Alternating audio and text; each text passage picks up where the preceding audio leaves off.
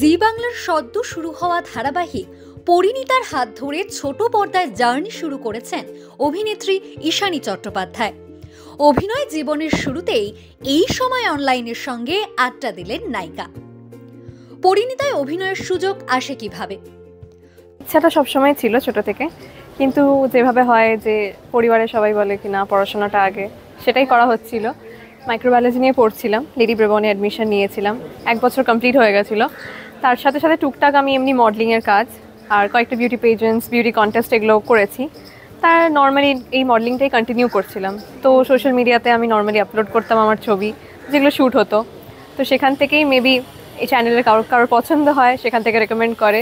দেন আমার কাছে কল আসে কি তোমাকে লিডের জন্য একবার ভাবা হচ্ছে, তো তুমি আসলে একবার অডিশন দিলে খুব ভালো হয়। তো আমি যাই।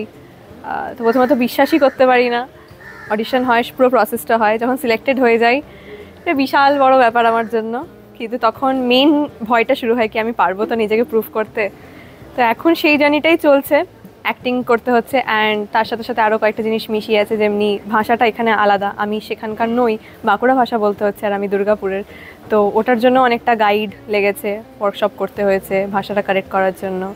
আর এটাই চাইবো মন দিয়ে ভালো করে কাজটা করি, সবার ভালো লাগুক। ছোট থেকেই কি অভিনেত্রী হওয়ার শখ? হ্যাঁ ছিল, ডেফিনেটলি ছিল। আমি ছোটোবেলায় এমনি টুকটাক অ্যাক্টিংয়ের কোর্স অ্যান্ড এগুলো করেছি, তখন ক্লাস 1-2 হবে। তখন থেকে যে ইচ্ছাটা জেগে গেছিলো সেটা অলওয়েজ থেকে গেছিলো। মেবি ঘরের জন্য, ঘরের প্রেশার বা সবাই বলে যে পড়াশোনা করতে হবে, সেই কারণে করা হয়নি, কিন্তু ইচ্ছাটা সবসময় ছিল। পরিবারের রিয়াকশন কি? তখন আমি এখানে ছিলাম না, আমি বাড়িতেই গেছিলাম ফরচুনেটলি। যখন আমার কাছে কল আসে তখন বাড়িতে সবাই ছিল, একটা ইভেন্ট চলছিল, তখন আমরা সবাই একসাথে ছিলাম। আমার কাছে যখন কল আসে, আমার দিদি অ্যাকচুয়ালি আমার খুব বড় সাপোর্টার। তো আমি দিদিকে ডেকে ফার্স্টে বলি যে বিশ্বাস করতে পারছি না দিদি, জানিস তো এরকম একটা কল এসছে। তো দিদি বাকিদের সবাইকে বলে, সবাই বলে হ্যাঁ হ্যাঁ কর। আমার মা এসে বলে যে করবি কি, মানে এখন পড়ছিস যেহেতু করবি কি। আমি বলে একটু ট্রাইটা করেই দেখি না, অডিশনটা দিয়ে দেখি। তো সেখান থেকে আস্তে আস্তে অডিশন যখন দিই, সবাই মানে সিলেক্ট হয়ে যায়, তখন সবাই খুব খুশি হয়। সবাই বলে যে না, যদি এটা চুজ করেছিস তুই, দেন তুই মন দিয়ে কাজটা কর, আমরা চাই তোকে টেলিভিশনে দেখতে, ভালোভাবে দেখতে। অভিনেত্রী না হলে কি হতে? না, যেহেতু আমি মেনে নিয়েছিলাম কি হ্যাঁ চলো আমি পড়াশোনাই করবো, তাই ভেবেছিলাম মাইক্রোবায়োলজি নিয়ে এগোবো, যা করবো পিএইচডি করবো, এভরিথিং ওরকমভাবে একটা ভেবে রেখেছিলাম। কিন্তু সাডেন এই প্ল্যানটা এসে যাওয়ায় আমার মনে হয় পুরো জিনিসটা বদলে গেছে, পুরো মাইন্ডসেটটা বদলে গেছে।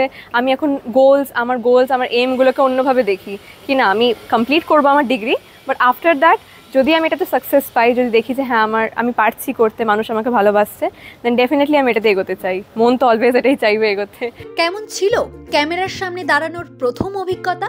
তো প্রথম যেদিন ডাকে সেদিনকে অডিশন ছিল না, সেদিনকে কথাবার্তা হয়। তো আমি যেহেতু এই ইন্ডাস্ট্রি সেরকম কিছু জানি না, তো খুব ভয় করছিল যে আমি কিছু ভুল না বলে ফেলি বা কিছু তাদের আমাকে পছন্দ হবে নাকি, সেটাও একটা বিষয় ছিল। বাট দেন আফটার দ্যাট অডিশনের একটা স্ক্রিপ্ট দেয়, সেটা আমি পারফর্ম করি। ডিরেক্টর ছিলেন, উনি আমাকে গাইড করলেন। তো উনিও বুঝতে পারলেন আমি যেহেতু নতুন, উনি আমাকে শেখাচ্ছিলেন এবং আমি সেটা ক্যাচ করার চেষ্টা করছিলাম যতটা জলদি জিনিসটাকে আমি গ্রিপে আনতে পারি, অ্যান্ড যতটা যেভাবে বলে যাচ্ছিলো সেভাবে ইমপ্রুভ করার চেষ্টা করছি। তো সেটা করেই ফাইনালি এখন আরও ইমপ্রুভ করছি। তো এটাই শেখার বিষয়, পুরোটাই শিখছি আমি এই পুরো টাইমটাই। সহ অভিনেতা উদয় প্রতাপ সিং এর সঙ্গে কাজের অভিজ্ঞতা কেমন? প্রথম দিন যখন আসি তখন কথাবার্তা হয় না, আমি একটু কম কথা বলি, কিন্তু একবার মিলে ঝুলে গেলে তখন খুব কথা বলি। তো যেহেতু মেকআপ রুম আলাদা, মেয়েদের মেকআপ রুম আলাদা, ছেলেদের আলাদা, তো প্রথমে ইন্টারাকশন হয়নি সেরকম। ফ্লোরে গিয়ে কথাবার্তা হালকা হয়। নিশ্চয়ই আমি দেখেছি তাকে, অনেকবার সিরিয়ালে দেখেছি, তো প্রথম সামনে থেকে দেখার একটা বিষয়টাই আলাদা। আফটার দ্যাট যত দিন বাড়ছে তা এখনও মানে কনভারসেশনটা বাড়ছে, বন্ডিংটাও বাড়ছে। তো হি ইজ ভেরি সাপোর্টিভ, আমাকে খুব বেশি মোটিভেট করে শ্যুটের টাইমে। আমি একটু চাপ খেয়ে যাই কি একটু ডিরেক্টর বকে দিল, আমি হয়তো পারছি না করতে, তার মানে আমার দ্বারা হবে না, আমাকে মোটিভেট করছে না ফিল ফ্রি, একদম ফ্রিলি করো জিনিসটা, ফিল করো, it's okay, you can do it. তো মোটিভেটার হিসেবে খুব ভালো। অ্যান্ড ক্যারেক্টার যেটা প্লে করছে he is doing very good. মানে আমি তো of course he is very experienced, আমি শিখছি তার কাছে, সবার কাছেই শিখছি, কথাবার্তা হচ্ছে, অ্যান্ড আরও আস্তে আস্তে বন্ডিং বাড়বে।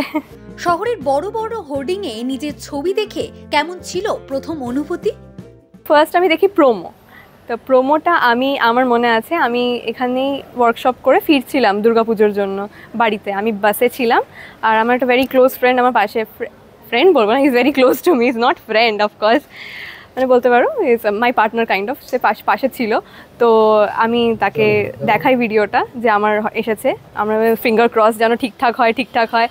তো যখন কমেন্ট খুলি একটুখানি ডিমোটিভেটেড হয়েছিলাম, কমেন্ট বক্স ফার্স্ট টাইম একটু ট্রোল ফেস করছি, বাট তাছাড়া নিজেকে ওইভাবে দেখে ফার্স্ট টাইম সবাই দেখছে, এত রিয়াকশন আসছে, সেটা দেখে খুব ওভারওয়েলম লাগছিল, একটা খুব স্পেশাল ফিলিং অফকোর্স।